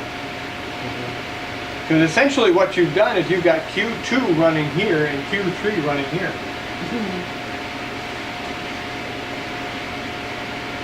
So you have added on Q3, but you never took Q2 out. So things that are, you can be left with things on that you don't want on. The way to get yourself out of that is to run Q3 in the fader pair that Q2's in.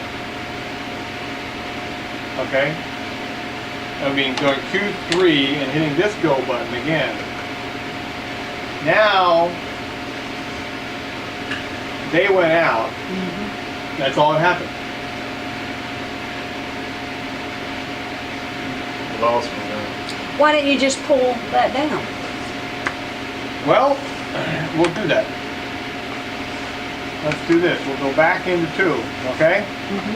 So I'm going to pull this down. Oh, but you had all of them, well. No. Okay. Well, you're asking what would have happened. So I hit this go button. Other one. I did. Oh.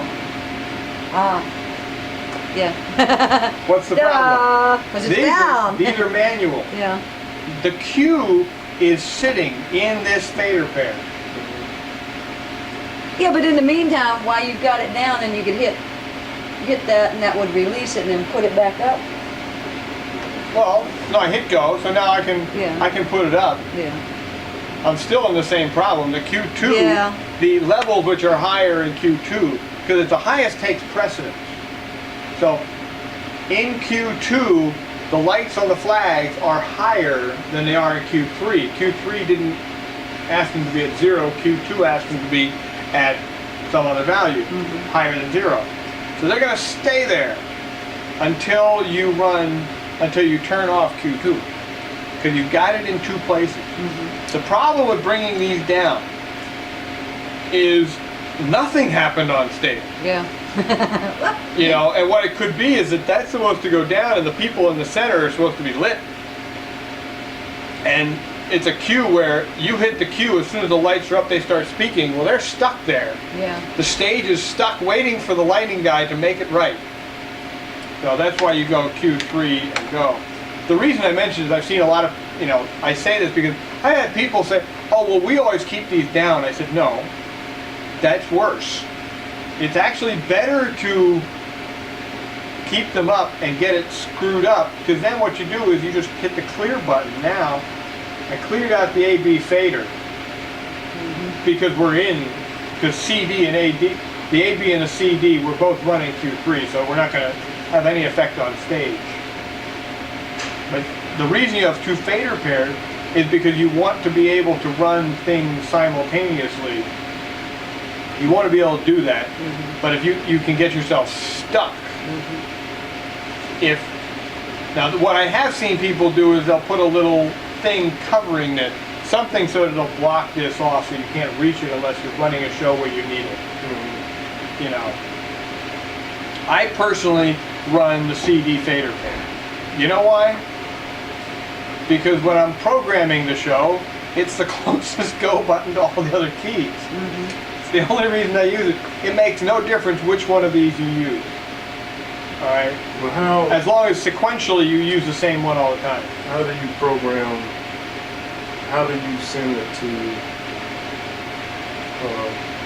Which side? which side? Hey, you said it which side? All right, we have 3 queues running in the show, right? So I'm going to start So with you queue put it there. 1. I have selected the queue I want to load. What you do is it's called loading. You load a queue into a fader pair. Right now I have selected the queue. Okay. Now I want to load it. Well, loading it is hitting the go button. Oh, okay. So wherever I go, and then I just keep hitting the same go button. Okay. You know, and you can always tell because this button is now, see when you're here, the clear button. Which he chose earlier, yeah. And I chose CD simply because it's the shortest distance between here and here. Because traditionally the first thing I do most of the thing I do, I rarely run shows anymore. I'll program them and then I'll walk away.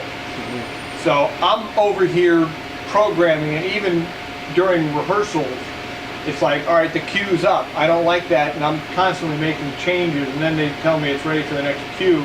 Well, I'll record the changes I've made, and then I just have to hit go. And so I keep it close. That's the only reason. It's just sheer speed. It can run. You can run either one. I just find it's easier if it's here because the first thing I do is, but you know, it makes a difference because they're identical things. It's just one's labeled AB, one's labeled CD. But you always want to sequentially stay in the other one. You use the second one if you have a real reason. You know, I wanted to show you how to get out of the problem. The problem is somebody loaded it here. Well, just simply go back and load it here and run it here. Call up the queue number. Now this is where you got to call it up because this thing's going to run sequentially. It's running, Q1's run, Q2 is in white now. It's ready to run. You know, before when we wrote Q2 it was still gray, so it wasn't going to run.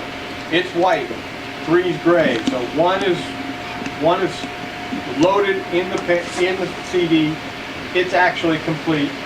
2, we hit go. 2's going red because it's actively changing. 3 went white. 1 went gray. You know, you can see. You can look at it. Now it's gone from red to yellow, meaning it's complete, and that's where you're sitting there. 3's next. Now, if you go looking blind, now that we got some cues written, now you can go through and look here. Q1. Now here's fun colors. We now have a nice blue. Powder blue. Powder blue. We go to Q2 and we can see that the green means they went down. The powder blue meant they went up. Because back in Q1, powder blue meant they all went up. It started at 0. And the purple means they stayed the same. So now if we go to Q3, we see purple stayed the same.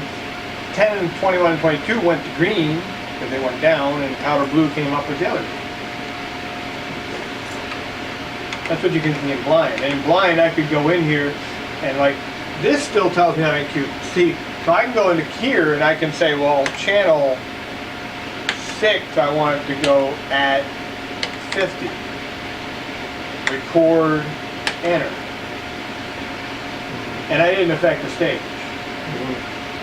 And I can still hit the go button in Q3. I can be working in blind and hit the go button. This only reflects what's happening on stage. Okay, but I thought when you said you went blind that you couldn't do anything. That will affect the stage. The go button, when I say that, the go always affects the stage. What I mean is, if I write something to change one of these, He can record it, but I not can record a change and it won't be seen on stage. only up until he hits go. When he hits go, then you'll see. Well, the other thing is, well, no, if I change, like if I go to channel 6, full, it changes. If the cue is on stage, it's live you're live. Blind doesn't make a difference if it's the active cue. It's the inactive cues. I mean, I can write Q4 right here. I can go, you know, I can go channel 10 and 21 and 22 at full. Actually, it's not affecting the other thing. Oh, because it's not recorded. And record 4. Enter. I can go time of Do nothing. 15. Enter 0. Enter. So I can go stage 2, 3, go. I did that so Q4 because it wasn't in the stack. And 4 was going to go. And it taking 15 seconds and what went out, went out. Okay. Well, nothing went out.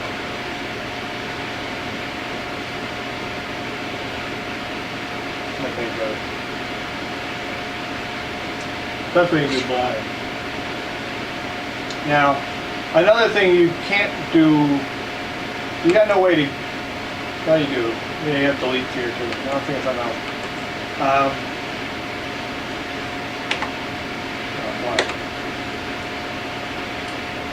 You can, we didn't talk about type. Type allows you to set whether it's a crossfade, an all fade, an effect, a subroutine, or blocking. So you can do some, this is where you can do some different types of queuing. Okay? And I don't know if I want to go there. Only because we're having enough. Problems. I think I'll lose you if I go into effects. You didn't say what, I missed about rate. Did you mention that? I didn't mention rate. Rate really,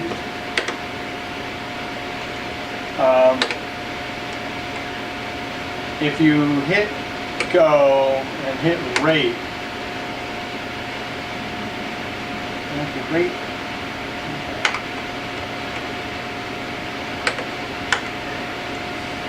I can change the rate of the queue. See? Rate is usually not Is rate the same thing as time, or? relationally. You're changing the, it's a relational to what the time is. Like 100%. We're starting from 100% or 50%. No, No? if you hit go and hit rate, it starts out at 100. So 100% is the actual time. That makes sense? But I can adjust the percentage over 100 that it's running. Does that make sense? So you can speed it up. I can speed it up.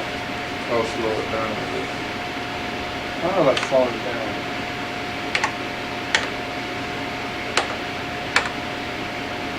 Yeah, you can. So that's why you start at 100 being the rate which you set the queue at to begin with, and then you can adjust the relation. And that's rate. Back, hold.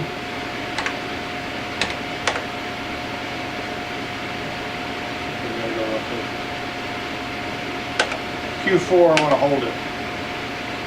It's flashing back and forth between them. Because she said stand by and you heard go. She looks up and sees things changing and it's like, I didn't call go. You hit hold and it's just going to hold it there until you hit go again. And then it'll finish. Or you could hit back, because that'll at least make it go back to where it was, you know. And then clear, obviously, you can see Yeah, how she could be a real bitch. you can see how fast it clears. When I said clears from 0, that clears the queue out real quick. I've had people like that on stage who went, I didn't tell you to do that, start over. Like, Yeah. okay. If we go here, I can also look at the submasters in blind. So we can go see that 24, that's what 24 is. 121 through 132.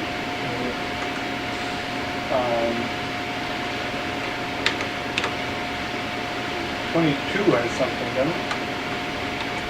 22 has nothing. We'll take 22 out.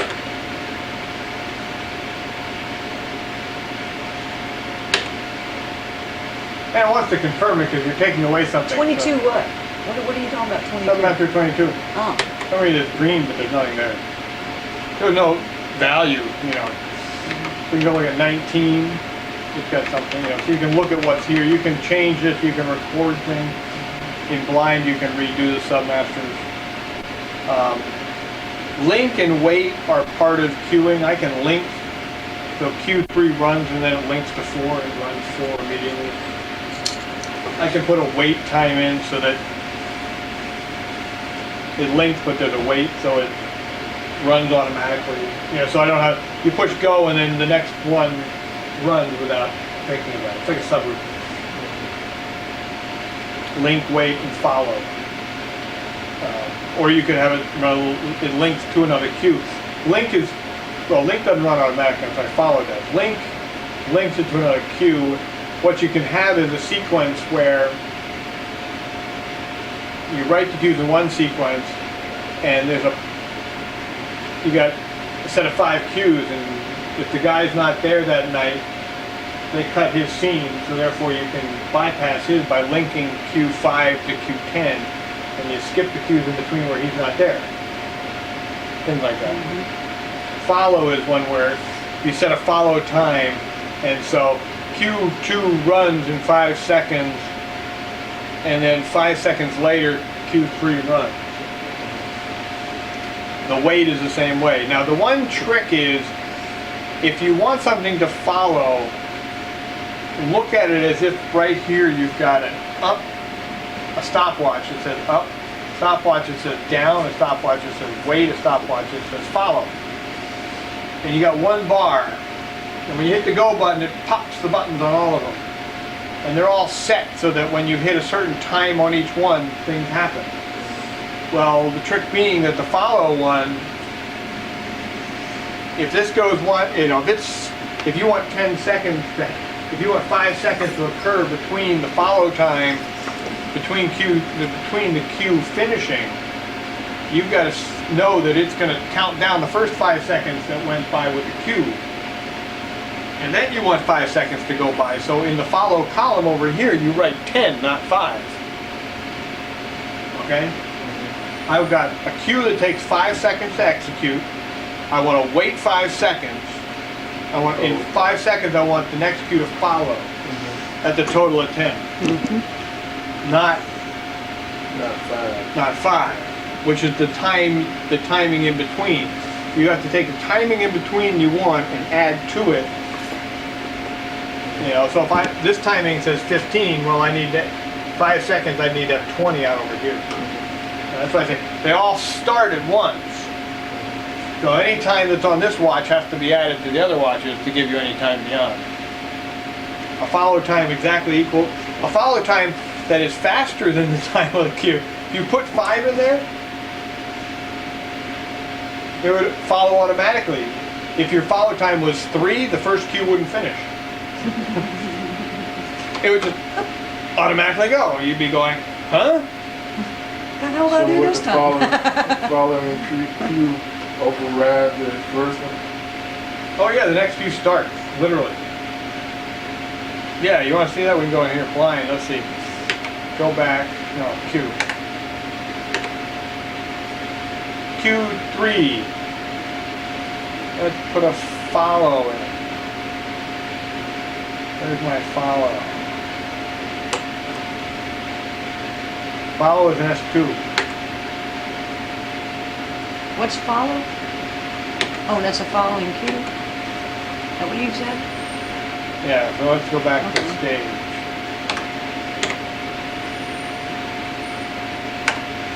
The Q2 is going to run, right? Here we've got a time of 5 and a follow time of 3. Okay, I want you to watch right here. Oh, okay. Don't watch there, watch here. Okay, you ready? Follow counts down. 1, 0. Q4 ran. Q3 had finished. Oh. Bam. You see something move that quick? There's something wrong. Well, what it is, the follow should be, now if we go back to the timing, you know, we go back, because you got to be in the queue, in stage you got to be in the queue. And we hit time, That won't get it there. I gotta go follow S5. Enter the follow time. So if we make this now 10, we go Q2 go.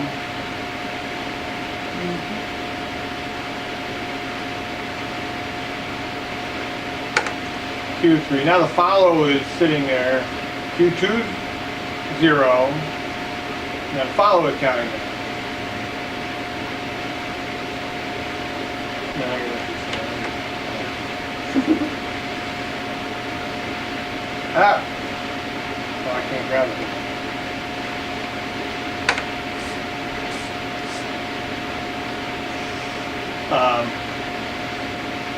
In blind. Now I gotta ah! Oh, I can't grab it.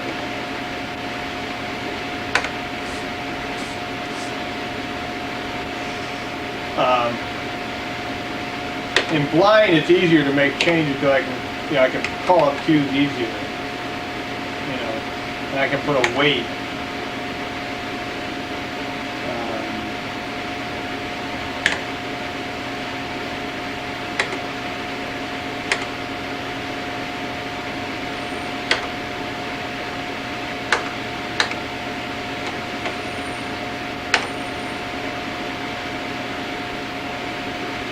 We had a weight going, but the ups didn't start at the same time.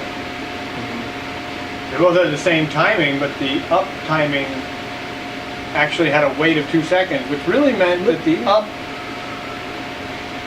Now, the reason you put something like that is because you don't want it on a 7 count because things actually start to happen. That make sense? Things actually, if I didn't do it with a weight and I did a split time of 7 and 5, the first 2 counts, they're actually moving, whereas I made it so that they're not moving at all. Anyway, that's just timing and cueing and things like that. You can play games to get it to look like you want with the timing, and a lot of that gets worked out with the people on stage and watching it and seeing how fast they move and change. Or if you do a simple podium work. Don't do that. All right, so we're there to submasters. Okay, so that's how to write cues. It's pretty straightforward. Simple review is get what you want on stage. I don't care how you get it there. Yeah. Because once it's there, hitting record, putting in a cue number, and hitting enter records that look. It can be a combination of all channels selected with the keypad, all channels selected with submasters. You can use keypad and submasters, and you can use keypad with groups. You can build on the last cue.